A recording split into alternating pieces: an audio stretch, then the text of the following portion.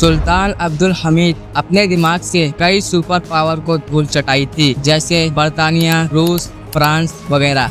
लेकिन फिर भी सुल्तान अब्दुल हमीद को तख्त से उतार दिया गया। अब सवाल आता है कैसे और किस बगावत की वजह से इन्हें तख्त से उतारा गया। आए आज हम सब जानेंगे आज की इस वीडियो में।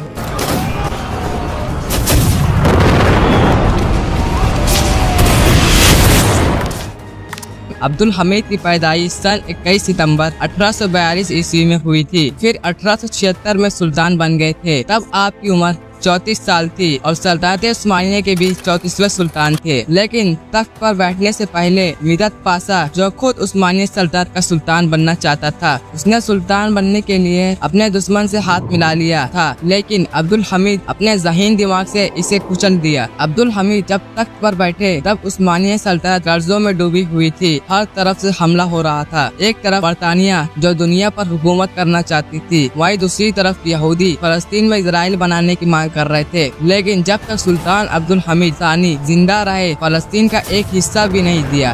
अब्दुल हमीद को तख्त पर बैठे एक साल बाद रूस ने हमला कर दिया। दरअसल ये कहा जाता है कि बल्कान उस्मानी से अलग होकर एक आज़ाद देश बनना चाहता था। ये उसकी बहुत बड़ी गलती थी, क्योंकि वो उस्मानी से आज़ाद देश नहीं बल्कि रूस का गुलाम बन जाएगा। रूस ने हमला किया और ये जंग जीत गया और अब उस्मानी सल्तनत में बहुत सी बगावत पैदा हो गई थी। फिर ग्रीस ने हमला किया, लेकिन इस बार उस्मानी फतह पा गए। इसके अलावा सुल्तान अब्दुल हमीद सानी रेलवे बनाने का सोचा, जो सीधा तुर्की से लेकर मक्का मदीना तक जाती। लेकिन बर्तानिया को यह कबूल नहीं था, तो उसने इसे रोकने के लिए बहुत कोशिश की, लेकिन वो नाकाम रहा। हम लोग एक अहम बात भूल रहे हैं, जो कि है गद्दार। सुल्तान अब्दुल हमीद के दौर में गद्दार इतने ज़्यादा थे कि आप इस बात से अंदाज़ा लगाइए, महल के अंदर से लेकर जहां सुल्तान अपने सल्तनत के अंदरूनी मामलात हल करते थे वहां तक, और यहां तक कि सुल्तान की दावतों में भी गद्दार भरे हुए थे। और अब यहाँ फ़लस्तीन में इजराइल की ज़मीन लेने के लिए एक शख्स आया जिसका नाम था थियोडोर हर्जल। लेकिन सुल्तान अब्दुल हमीद साहब जवाब दिया कि ये जमीन मेरी नहीं बल्कि मुसलमानों की है, मैं फलस्तीन का एक टुकड़ा भी नहीं। थियोडोर हर्जल ये जानता था कि यहूदियों को जितना उस्मानी सल्तनत में आज़ादी है उतना किसी और मुल्क में नहीं है, लेकिन इसकी हवस थी कि फलस्तीन हमें चाहिए। और अब बगावत होने लगी आर्मीनिया, अरब वगैरह की।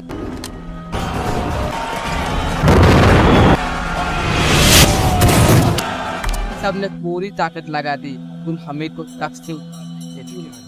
इन्होंने लोकल पीपल को उकसाया, भड़काया। बात ना बनी तो अखबारों में फर्जी खबरें सुल्तान के बारे में छपवाया और एक दूसरे के खिलाफ कर दिया, जैसे कि इंडिया में हिंदू मुस्लिम के बीच में और मीडिया के जरिए हो रहा है। लेकिन अब्दुल हमीद इन सब को सॉल्व कर दिया। और उस वक्त सुपर पावर बर्तानिया और रूस मिलकर प्लान बना रहे थे उस्मानी सल्तनत का पार्टीशन का। लेकिन सुल्तान अब्दुल हमीद हर दफा अपनी ज़हीन दिमाग से इन्हें रोक थे। अब्दुल हमीद पे कई जानलेवा हमला हुआ, जहर दिया गया, लेकिन हर बार बच गए। और ऐसा कहा जाता है कि मदीना का जो गुम्बद है उससे ग्रीन कलर अब्दुल हमीद ने ही करवाया, जैसा कि अब सल्तनत उस्मानी अपनी आखिरी सांसें ले रही थी। इसी दौरान कई गद्दार जन्म ले रहे थे, और जो गद्दार थे उनको या तो खुद सुल्तान बनने का है या फलाने जगह का सुल्तान बनने का है, या फिर दुश्मन लालच दे रहे थे पैसों का। दूसरी तरफ जो बागियों को सपोर्ट मिल रही थी वो बर्तानिया से या दूसरे सुपर पावर से मिल रही थी। लेकिन अब्दुल हमीद के ज़हीन दिमाग ने कभी भी इन दुश्मनों को जीतने नहीं दिया, बल्कि वो लोग खुद कहने पर मजबूर हो गई थी ये अब्दुल हमीद मरता क्यों नहीं। लेकिन एक नुकसान ये था कि जो उस्मानी सल्तनत के नौजवान जो यूरोप में जाकर अपनी तालीम हासिल करते थे, उन्हें वहाँ पर उस्मानी सल्तनत के बारे में बुरा बताया जाता था और उन्हें उस्मानी को अपना दुश्मन बताया जाता था।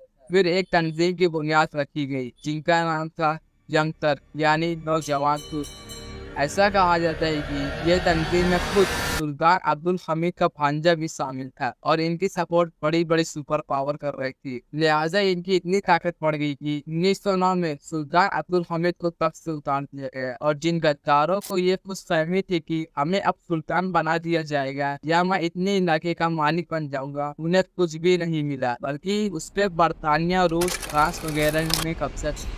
यह सल्तनत भले ही कमजोर हो चुकी थी, लेकिन जब तक सुल्तान अब्दुल हमीद जिंदा रहे तो यहूदियों को फलस्तीन का एक टुकड़ा भी नहीं दिया, बल्कि अपने ज़हीन दिमाग से रूस और बरतानिया के कई हमले को नाकाम बनाया था। लेकिन सुल्तान अब्दुल हमीद सानी जब तक से उतरे तो सल्तनत की धज्जियां उड़ गई और सिर्फ 14 साल बाद उस्मानी सल्तनत मुकम्मल खत्म कर दी गई। अच्छा हुआ कि सल्तनत को खत्म होने से पहले ही 1918 में सुल्तान अब्दुल हमीद वफात पा गए। सुल्तान अब्दुल हमीद का तेज दिमाग और कारनामे इतिहास में हमेशा के लिए छप गए। मैं शायद आपको ऐसा समझा नहीं पा रहा हूँ, लेकिन अगर आप खुद सोचो और महसूस करें तब आपको यकीनन सब समझ में आ जाएगा। यह अजीमुस्शान सल्तनत उस्मानी तो खत्म हो गई, लेकिन इसकी शुरुआत कैसे हुई यह जानने के लिए स्क्रीन पर जो वीडियो आ रही है उस पर क्लिक करें। और मैं आपको ये बताता चलूँ कि ये वीडियो का सेकंड पार्ट है। फर्स्ट पार्ट अगर आपने नहीं देखा तो इसके बाद आप जाके देख सकते हैं।